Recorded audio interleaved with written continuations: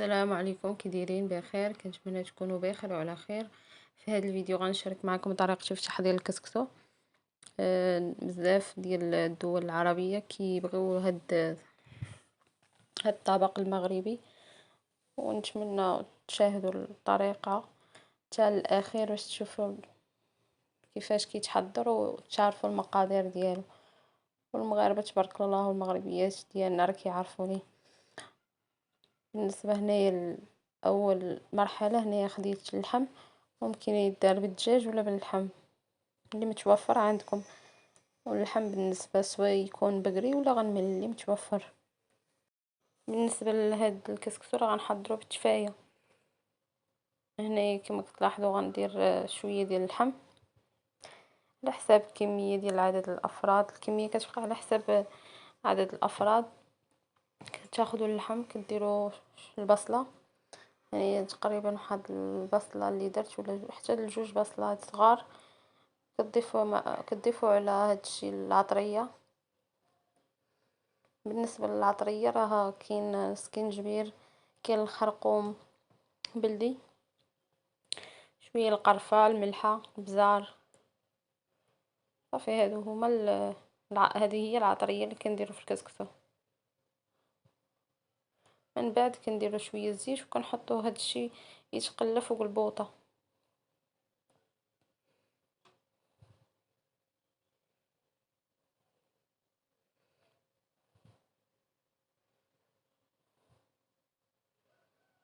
كما كتلاحظوا هنايا راه حطيتهم فوق العافيه يتقلاو.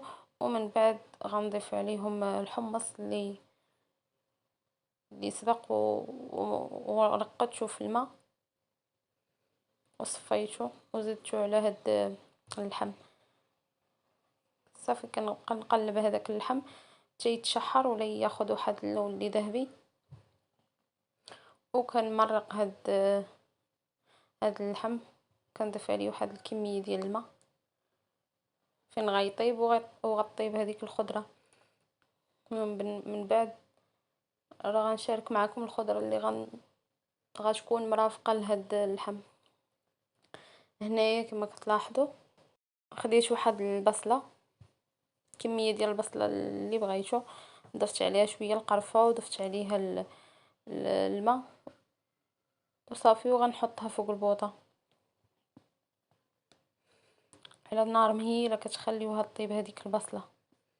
وكما كتلاحظوا ندوز نفتل هاد الكسكسو.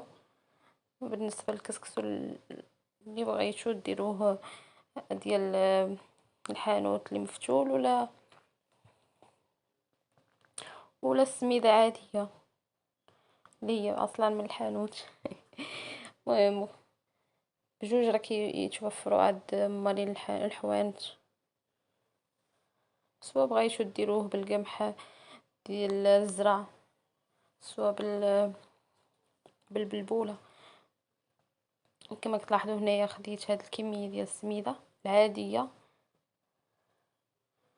ضفت عليها شويه ديال الزيت، غير شي قطيرات ديال الزيت. صافي كندورها بهاد الفوي ولا كنبسبسها بهاد الفوي. ومن بعد كنزيد نضيف واحد القطيرات ديال الماء، ما كنقويش كل مره كنضيف قطيرات ديال الماء نخلطها بهاد الفوي. انا استعملت هنا الفوي، ممكن تستعملوا ايديكم.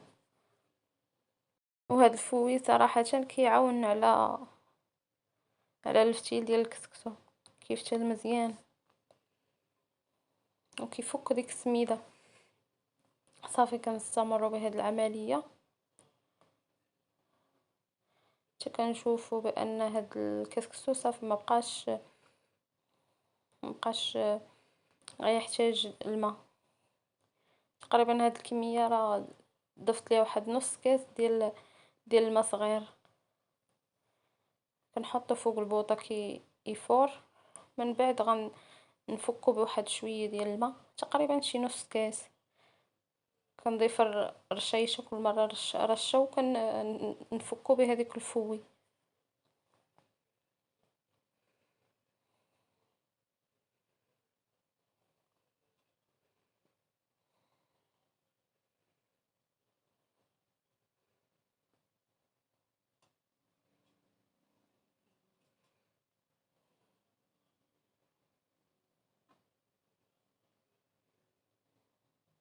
هاد الكسكسو كنديروه يفور في الكسكاس. بالنسبة للناس اللي ما عارفينش، هذاك سميتو الكسكاس، هذاك الاناء فاش كنديروه يفور سميتو الكسكاس.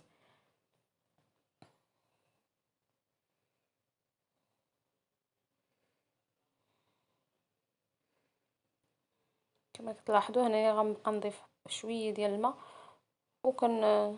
كنفكو بهذيك الفوي، كنضيف بشويه بشويه وكنفكو بالفوي. كنشوف انه صافي ما بقاش خاصو الماء.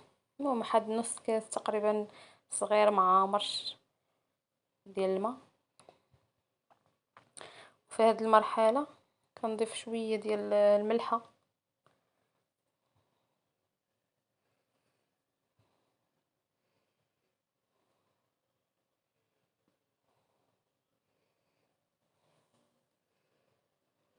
كنفك هذاك الكسكسو باش ما يبقاوش هذوك الحبيبات كبار. كيتفكوا بهذيك الماء والزيت. علاش كنديروه في الفوي في الكسكسو عفوا؟ باش ما يتعجنش لينا ملي كنضيفوا ليه بحال هكا الماء.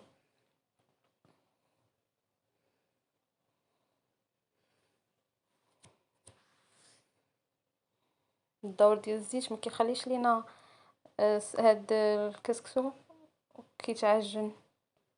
ملي كنضيفوا ليه الماء ما كيتعجنش.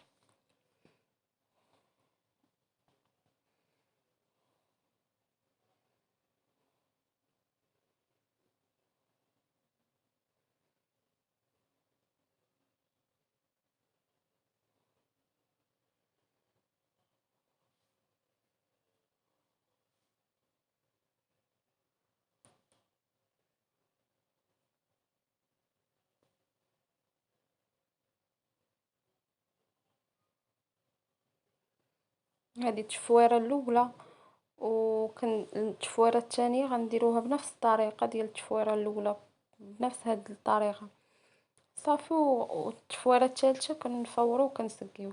بالنسبه هنايا الخضره عندي القرعه وعندي خيزو وشويه ديال القزبر ومعدنوس. كما كتلاحظوا هنايا من بعد ما حليت الكوكوط هذيك الحب راه طاب. هاد الخضره، المهم هذاك الخيزو راه خليته بالقلب ديالو حيت مزيان ماشي خضر. لا كان خضر حيدو القلب. وتما درت بطاطا حلوه. غنسد على الكوكوط بين ما صفرت وغندير نرجع هاد الكسكسو اللي سبق وفكيته معكم بالماء.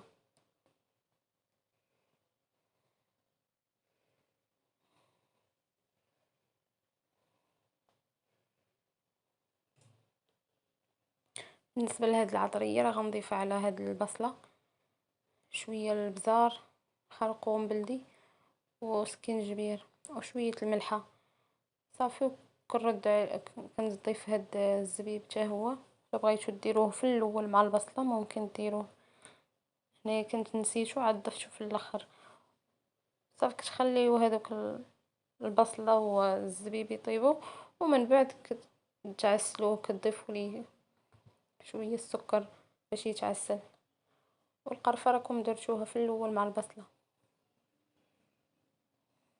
كما كتلاحظوا هنايا راه فار هذاك الكسكسو، يعني طلع فيه هذاك البخار صافي. هنايا كنعاود نفكو تاني بشي واحد نص كاس ديال الماء صغير وبارد. ما يكون بارد من الروبيني ماشي سخون. كنعاودو بنفس الطريقه ديال التفويره الاولى. كما كتلاحظوا هنا راه طابت الخضره. وهذا هو الكسكسو ديالنا. نتمنى ينال الاعجاب ديالكم. ما تنسونيش من البارطاج باش تعمل فائده، ولي لايك. واللي اول مره غيشاهد هذا الفيديو خلي لي ابوني. مرحبا بالجميع وبالصحه والراحه.